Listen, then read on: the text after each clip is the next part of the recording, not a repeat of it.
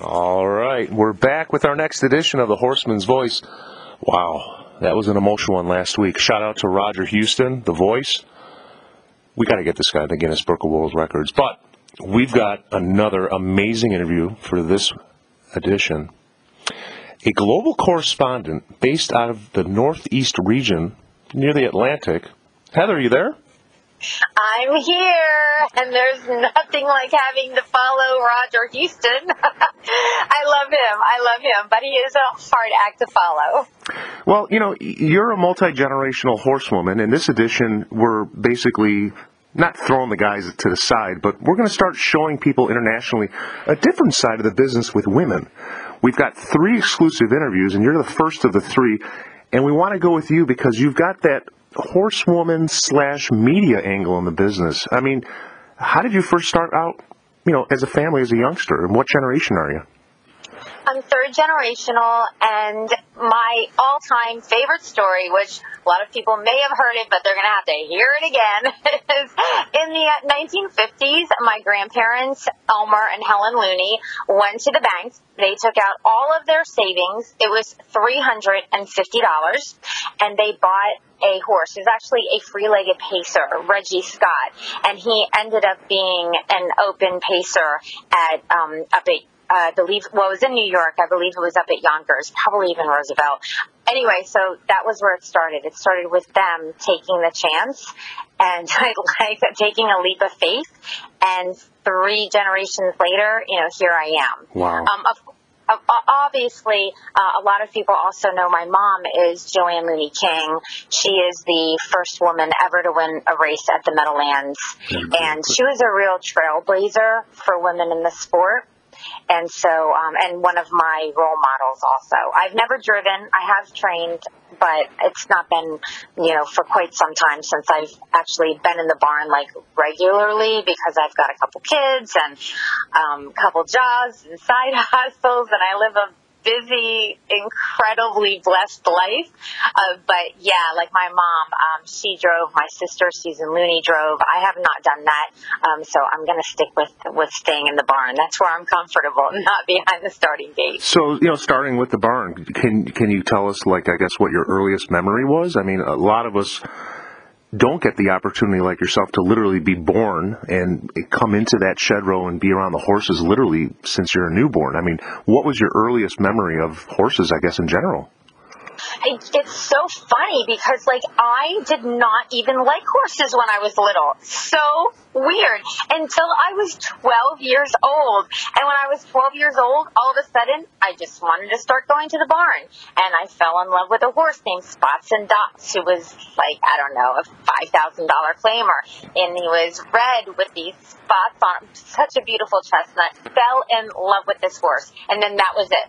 I mean, and that's where it starts. So mom was more of an influence then? I mean, you're multi-generational on both sides, but your mom was obviously a bigger influence. Growing up, you became a teenager, you started to see your mom shining at the Meds. You know, what types of things did she start having you do in the beginning? Were you mucking stalls? Yeah, well, my grandparents had a big stable. My grandfather, Elmer Looney, had a 100-horse stable at the Meadowlands. Wow. Yeah. Now this is back when they had the barn area at the Meadowlands. I mean, it was huge. It was conditioned horses. I think we had 1 or 2 like Grand Circuit horses maybe, but like that was it. It was basically overnight. So Grandpa was training, your mom was helping Grandpa, but she was also driving, and then you came into the picture. Yeah, my stepdad is Jim King Jr. So this is how like, if you're looking for a timeline. So basically it was like my grandparents get into the business. My mom then grows up in the business. She has my sister Susan, and then she has me. Okay, well then I was born in 71, and she decided she wanted to start driving a little bit. Well, she met my stepdad Jim King Jr. in 74, 75. Wow. So they had a little stable and also worked with my grandparents, but my mom was driving, and so she was driving like in the 70s, and that was like, you know, like back then, I'm going to be honest with you, like as a little girl, I resented her. I was mad at her, like she was supposed to be home, like the other moms. Oh, okay. You know what I mean? Yeah. But now, as I've gotten older and I've followed a career path and I have kids, I look at her and I'm like, how the frig did she do that? She's amazing. Like, you know, back then when you're a kid, you totally do not get what your parents are doing for you.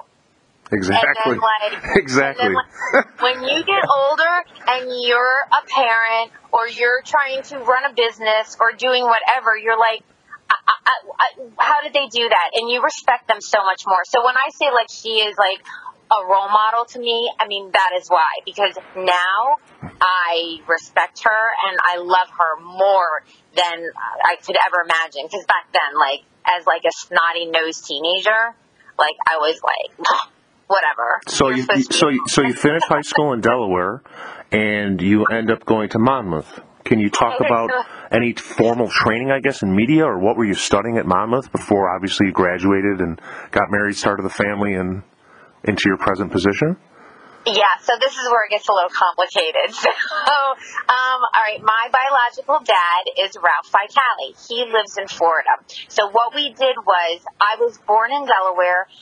I moved to New Jersey with my mom, my stepdad, my grandparents, and my sister. We lived in Freehold. When I was 12 years old, I was going through that period of just being out of control. I didn't want to be, like, with my mom anymore. You know what I mean? Like, I was rebellious. I was, like, 12.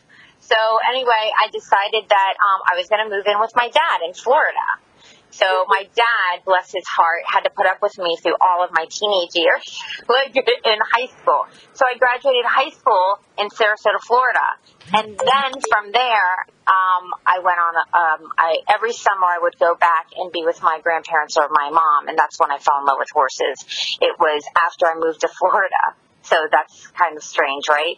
I am away from the horses and I come back every summer and then I fall in love with them.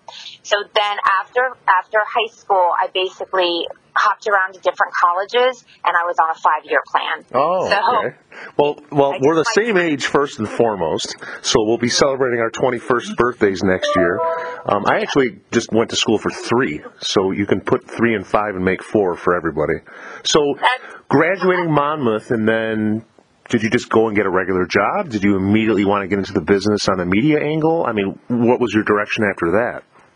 Yeah, when I graduated Monmouth, I knew I wanted to do something in publicity with harness racing. And it's so funny because everyone's like, like all the people that are the Debbie Downers who I don't listen to. Like, if you're a Debbie Downer out there, like, I'm having a party over here and you're not invited. Like, people call me a Pollyanna. People say that, like, I'm not a realist, and I am a realist. I just make my own reality. And so, when people sit there and they're like, don't get into harness racing publicity. It's hard. The business this, the business that. I was like, okay. And then I just went on with what my dreams were. So as soon as I got out of Monmouth, I had an internship at the Meadowlands for summer. Then I hit Garden State Park and worked in their publicity office. And then I went to Freehold Raceway and I worked with Steve Wolf, who is another mentor of mine, who's awesome. Oh, yeah. And I was assistant. So I was there for a year. After I left there, I went to Rosecroft for a year. And then I started working with Barry Weisbord and Sue Finley with the American Championship Harness Series on ESPN2. So, guys like Steve, yourself, we talked with Ryan, 5th generation, last week. Even myself, not self-promoting, but do you see a lot of the media types as multi-generational people that are basically, they have institutional knowledge, let's say, of the sport, and they're just trying to just show their love of the sport through media, and everybody's just doing different things? Where do you see yourself, I guess, in the hierarchy, if there is one, on a totem pole or what have you? Like, you're international in scope. You're meeting people all over the world. You're basically, like Roger Houston, we talked, last week, a brand ambassador for the U.S. How do you see yourself, I don't know what the word would be, moving forward with the industry, especially with technology? You're a technology interfacer like everybody else. You're out there, social media and what have you. What types of things, I guess, could you recommend to the youngins in media? Just social media is huge. And I'll tell you, honestly, a lot of people are like, oh, you're so big on social media. I'm getting ready to take a class on how to work it even better, because there's so much to know. It's not just posting what you eat on Facebook, obviously. So do you use something like a Hootsuite? I mean, you're all over across the board. How do you manage just a typical day? Don't know. Honestly, I'm like, if everyone out there can just know, I'm literally sitting in the parking lot at Dunkin' Donuts, like applesauce, like crisscross applesauce with my legs crisscrossed, like in the driver's seat, just sitting here talking to you between going from one place to another, you know? So I manage it. I'm home, like right now, my one 13-year-old is homeschooling, and I have a 19-year-old son. So my 13-year-old's Trey. My son, who's 19, is Wyatt. He works at the barn every day. So yeah, I've got a couple kids, and I'm managing that, and a personal life, and traveling and working. But you get it done. Everybody's got the same hours in a day. There's 24. So you figure it out. So one of your mentors, Steve Roth, he's obviously on a little holiday for a couple months. Things are real quiet. He's working with Harness Link and John Curtin, what have you. We have great relations with them. What other movers and shakers do you see besides Harness Link and, these other, I guess, websites that are out there just pumping information? Like, do you have any favorites, I guess, overseas that you see that nobody else sees? Oh, gosh. New Zealand and Australia do a really great job, I think, with their publicity. Whenever I'm on Twitter, I feel like that is the region that's popping up constantly. Also, Ireland and the UK, they don't have a lot of money over there that they race for, and they do a super great job as well with their social media, and they're doing it really out of the love of the sport. I mean, they're building up their business over there, but man, those people, they love harness racing, and it shows. So they're big as well. I mean, if I were telling people, where would you look as far as seeing new and interesting things on social media, I definitely, veer out of the U.S. a little bit, and you'll find some other interesting things. I always tell people, it doesn't matter where I go in the world. Okay, I've been to Australia, New Zealand, Ireland, and all over the U.S. People love horses. It is about the horses. It is the magic of the horses, and that is the thing that joins us all together. It doesn't matter where you go in the world. If you find a horse lover, there's a bond. And that's what's so incredible, because they're magic. So do you think it's just a subculture? Do you think it's something that, should be exploited in a positive way and be, I guess, branded at a different level and show people just the true beauty of the sport?